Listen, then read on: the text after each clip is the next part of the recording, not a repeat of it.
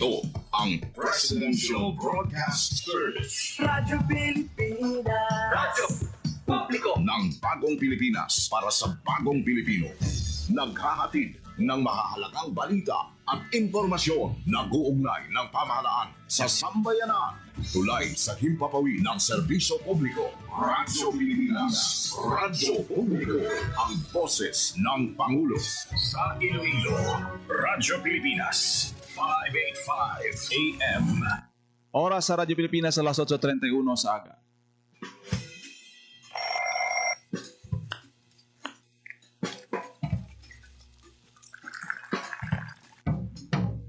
Aga sa Iloilo.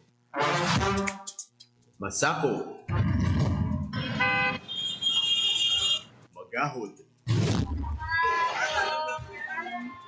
Mabagsik. Panibagong adlaw pagkatapos ng paghuway isang gabi antes. Bagong nga paglaon. Isa naman kapag himakas sa matahong nga palaabuton. Iloilo Morning, ang programa nga kaupod ninyo sa pamahaw kunaga. Magadulong sa labing ulihi nga balita. Mga istorya halin sa Iloilo, kag iba niya bahin sang rehiyon. Mga ginahuluhang balan, kag mga trending topic sa social media. Ululupod naton at tubangon ang maayo nga aga. Magpamati na sa Iloilo Morning. Diri sa 585 kHz sa AM band sa inyong mga radyo. Radyo Pilipinas Iloilo, the only government radio station in Western Visayas.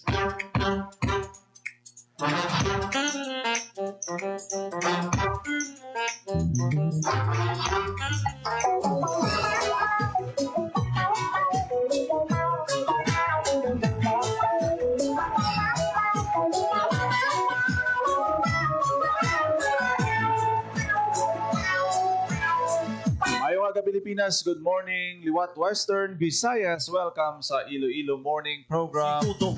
Ang laway. It's Tuesday, June 24, 2025. Hay, hinday. Sa aton sinipinilaga ang mga tagpalamati, good morning. Welcome sa aton siniya nga pagpangalaga din man mga bahin sa syudad kag probinsya sa Iloilo, mga kautoran naton nga mga OFWs. Hay,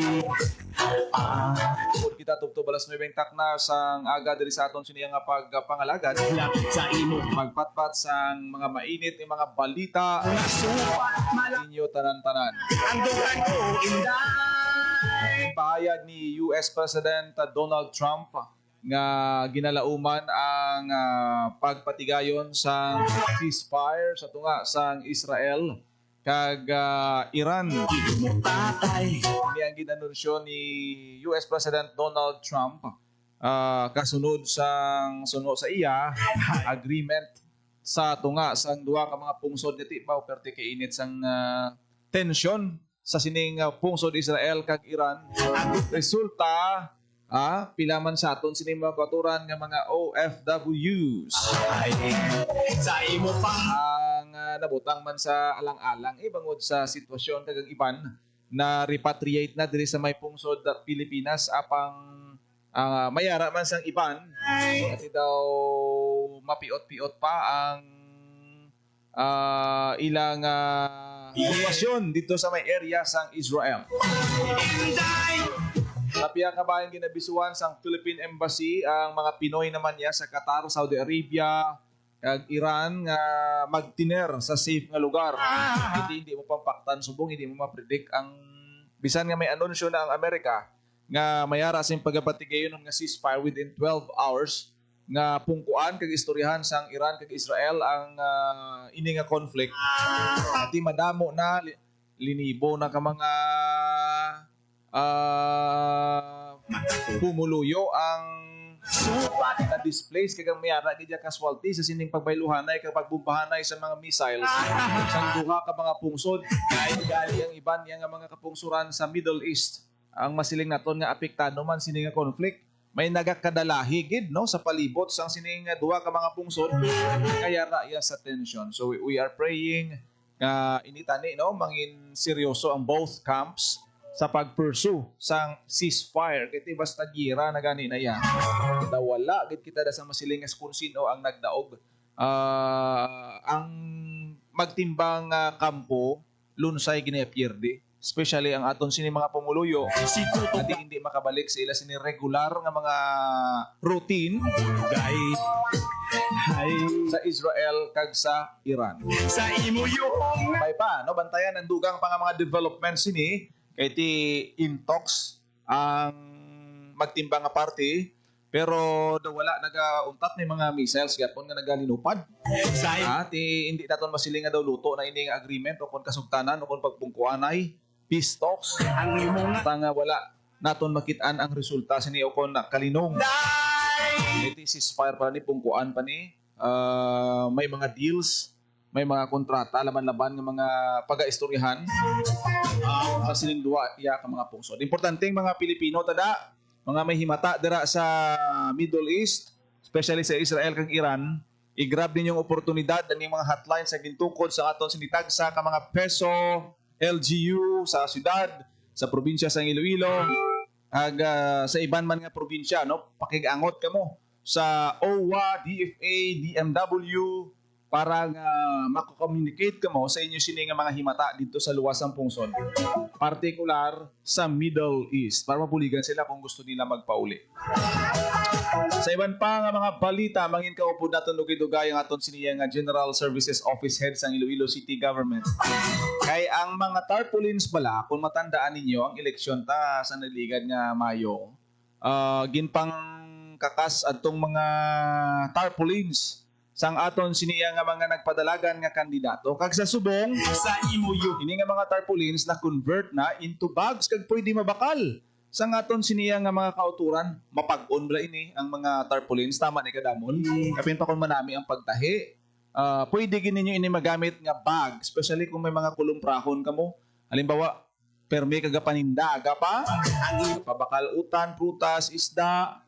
ang dugan ko inda Imbes nga plastic ang imo sini nga bakal na ti pagkatapos mo bakal, sudlan mo sang imo sini nga binaklan, kag ihaboy mo lang kag maglapta, and para sa drainage naton kung magtigululan, siling sang imo tatay kundi dugang pato karon nga higko sa aton sini nga palibot kag makaproblema makadulot sang pagbaha-baha. inday Ining mga bags nga made of tarpaulins and campaign materials ang ginabaligya na subong sang GSO. Timamangko ta karon kay Engineer Ravena kung diin pwede mabakal ang iniiya nga mga bags. sa imo Sa piyak nga bahin, buwas nga adlaw ang mga katapusan nga sesyon sa aton sini nga sanggunian panglungsod diri sa may syudad sang Iloilo, kag medyo exciting man ini ang last session sa aton sini nga mga konsihal kay hiwaton sa bag-o nga legislative building ang ila sini nga sesyon. Titanawo naton ni sa buwas kung anong sistema sa bag-o naton nga legislative building at ang magamit sini ang mga bag-o gid nga batch sang aton sini katapos ang sanggunian panglungsod sa syudad sang Iloilo. I-cover naton niya kay ti katapusan naman lang ini nga sesyon sa subong iya nga batch kag manugsulod na ang bag-o nga termino sa mga newly elected councilors naton diri sa may syudad sang Iloilo. sa imo panglakat matakugamulat sa imo pagayon matakugatilipat ang imong supat malapor sila na ang dugan ko inday kay gali na gumpa wow yeah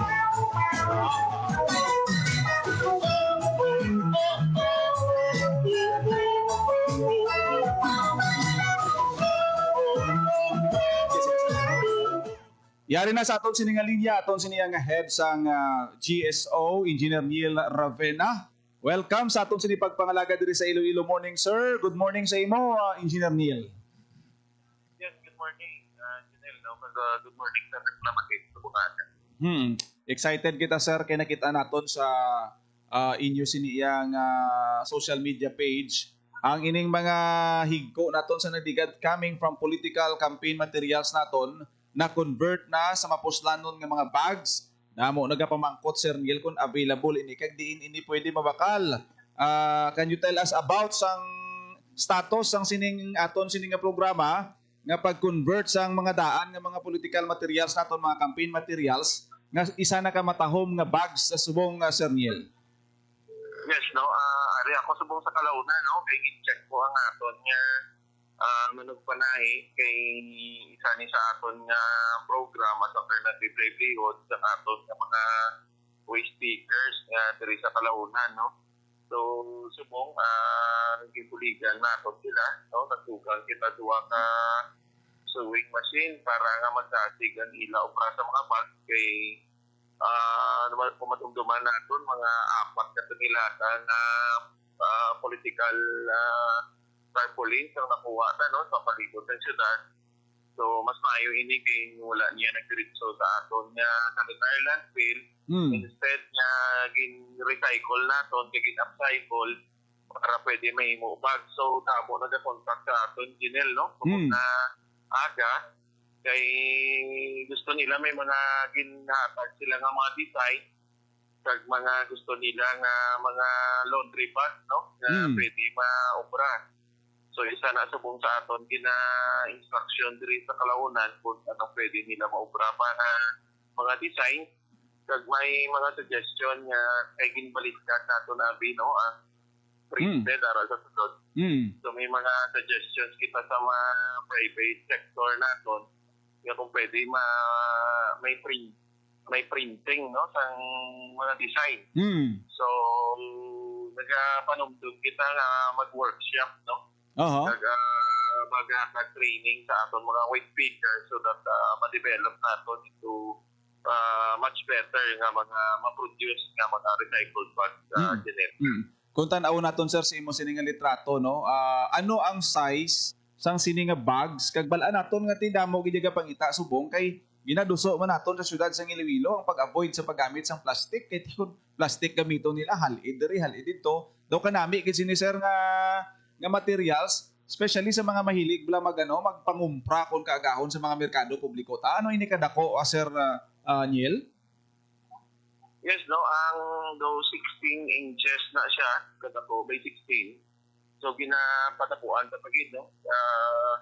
Kay damo nga kung pwede ang dako-dako nga size so that matudlan nila sa mga bugas, no, kay manami ni siya kay hindi sharp siya. Kung ang isulod mo hindi siya magtulo, no, whatever sa wet market mo ang ibatal.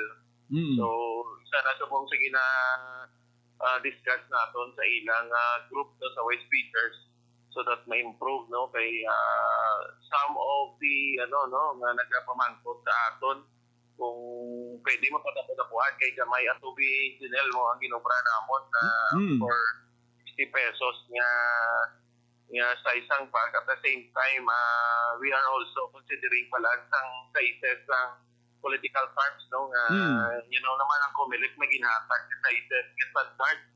So di ta makapadako gid, but however ilang taon ta kung sa pagtahi kung kasi pwede nila ma-disponeran, no, kita naton nga daw ka uniform gid, no, ang aton sini nga pag-obra sang siniya nga mga bags. By the way, Sir Niel, pamangkot sa aton sini nga makauturan diin nila ini pwede makadtuan kag mabakal kag tagpila ang ining presyo sang sining mga recycled bags naton na, Sir Niel. Yes, may ara kita 60, may ara kita 85, no. Kag ini pwede nyo ma-purchase sa City Hall sa 5th floor sa Solid Waste Management Office, no. We will be posting siguro sa sa mga cellphone number sa office, i-ano na natin sa Facebook. Ihatag ko sa imo Ginel ang number nga pwede nila tawagan. Iti daw masiling naton daw gamay malang ini ang siguro, sir. Kung hindi kita magsala, once nga ma-open ini ang baklanay, daw hindi guro magdugay ni basi kumprahon lang ini, Sir Niel.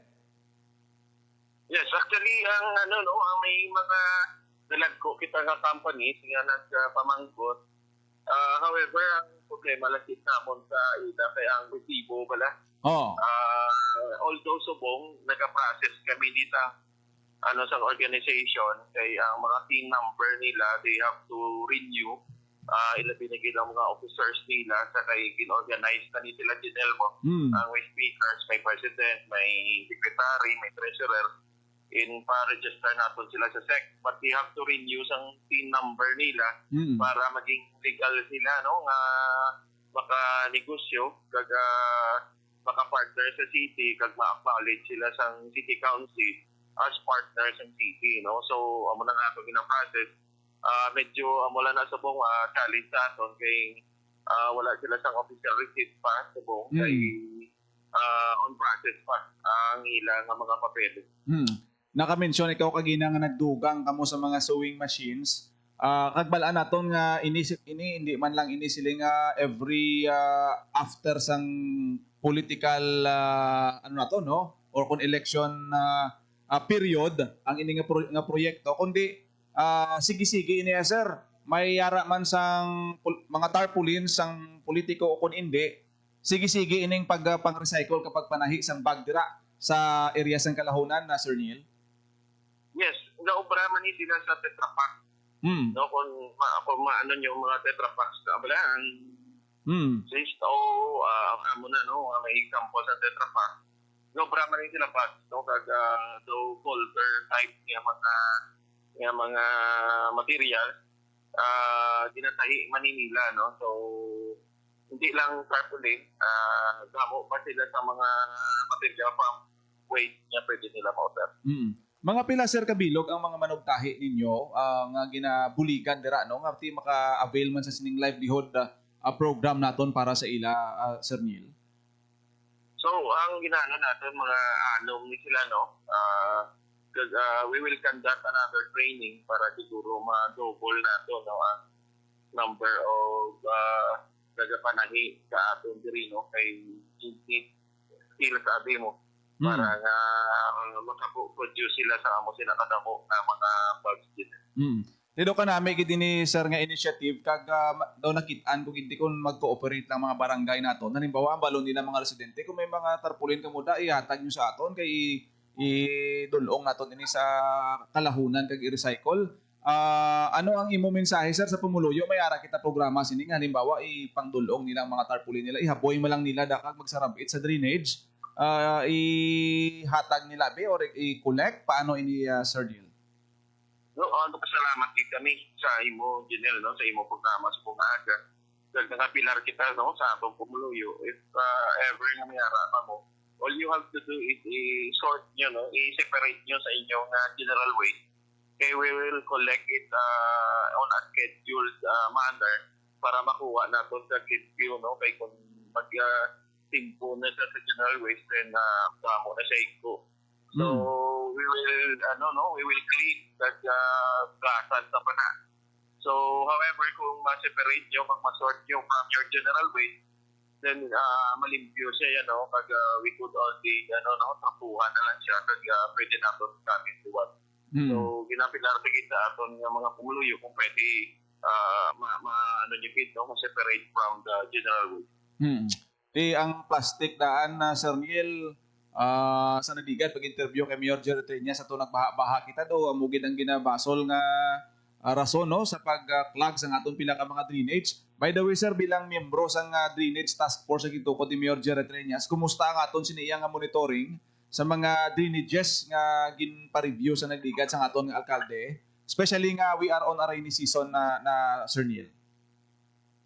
Yes, actually, may meeting kami sa with DNR. Kay amo sa amo sa Takol ang drainage system with DPWH. Kay nakita naton damo sa mga pet bottles kag ang plastic kung mag-clog sa drainage system naton hindi pagproduksyon ng tubig. The reason why may mga flooding kita. So isa ina sa aton kampanya kag ongoing nga aton drainage nga declogging. Kag sa Bungaga may meeting kita with DPWH. This is also to to synchronize ang aton nga mga drainage nga declogging measures kag ang aton nga mga drainage plan nga kung paano naton maglantaw kung paano hindi magalugin, maging efficient kagang flooding natin masulbar gid diri sa syudad ng Iloilo. Finally, ang imo nga mensahe, Engineer Neil, sa aton sini nga mga pumuluyo, kag of course ang aton sini nga panawagan nga ang mga basura naton mapuslan gili kag mahimo nga bag, especially ang ining mga tarpaulins naton kag madamo pa. Imo nga mensahe, Sir Neil. Yes, no, kapasalamat kay kita, no?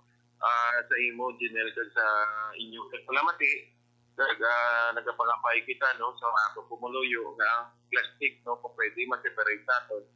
Kay pwede kita natin ma-collect separately, no, ang nga mga materials. Kag hindi natin, no, kuligan kag itang syudad nga maglimpyo kag hindi maglabot ang mga plastic sa ato drainage system so that hindi kita magbaha diri sa syudad ng Iloilo. Madamo ging salamat and good morning sa imo, Sir Neil. Salamat gid sa imo time maging hatag diri sa Radyo Pilipinas Iloilo. Thank you, sir, and God bless. Yes, thank you, man. Janelle. Sa imo pag-in ay Nabatian si Engineer Neil Ravena, ang aton siniyang GSO head kanami sini nga programa sang GSO. Kung makita nyo siguro ang bag nga gin-recycle sa aton siniya nga mga manugtahi, no, dira sa may kalahunan, kiti may ginabuligan ini aton sini nga GSO, gina-providean sang mga makina halimbawa, no, sa pagpanahi kag pag-convert sini nga bag kanami baklon. Kanami gid himuon nga pangumprahan sa mga nagapanyenda aga pa. Amo giniguro ang bagay sa inyo. Ang nami kung kisa kun bag balang gamiton mo magpangumpra ka, kaya nga maka-reduce ka na sang paggamit sang plastic, mahapos pa kag damo pa sang masulod ikaw.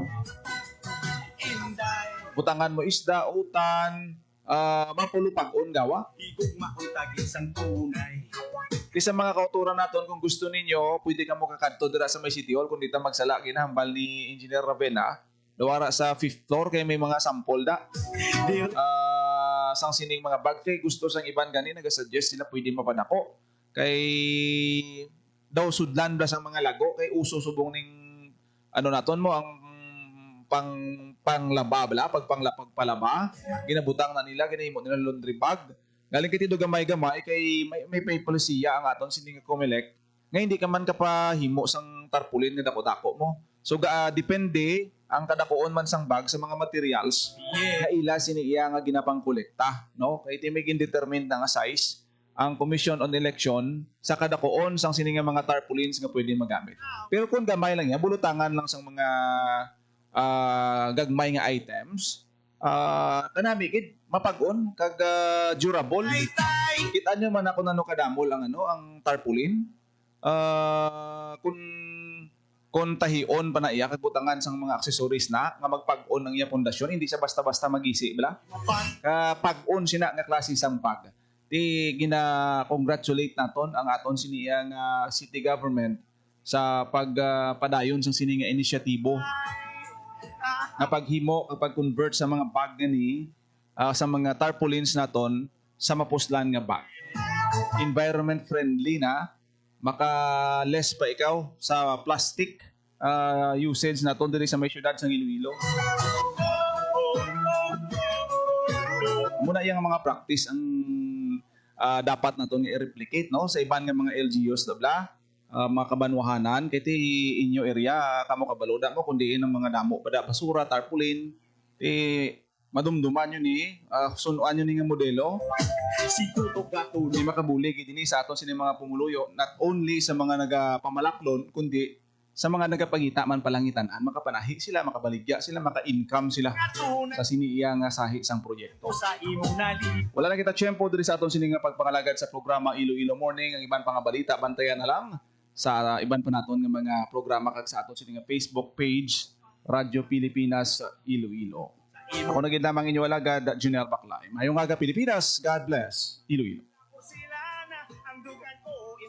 Ang inyong tulay sa himpapawid ng serbisyo publiko, ang Presidential Broadcast Service, Radyo Pilipinas, Radyo Publiko. Radyo Pilipinas.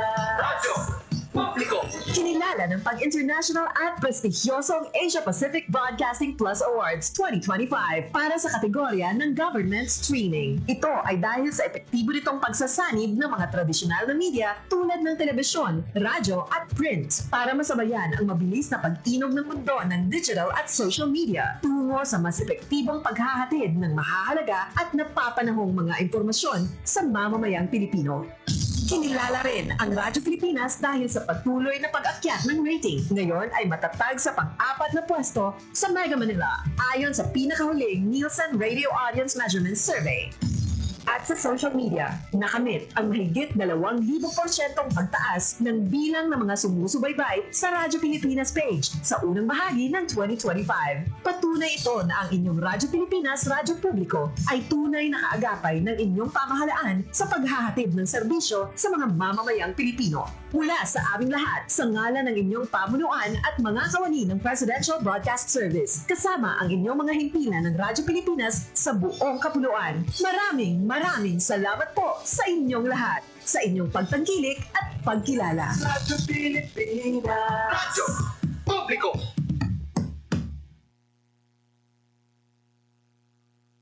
Kita na din ang paglalayas ng Pangulo na ibaba ang kampanya kontra illegal drugs sa mga kalsada, partikular laban sa mga maliliit na supplier at pushers. Ayon sa Pangulo, inuna na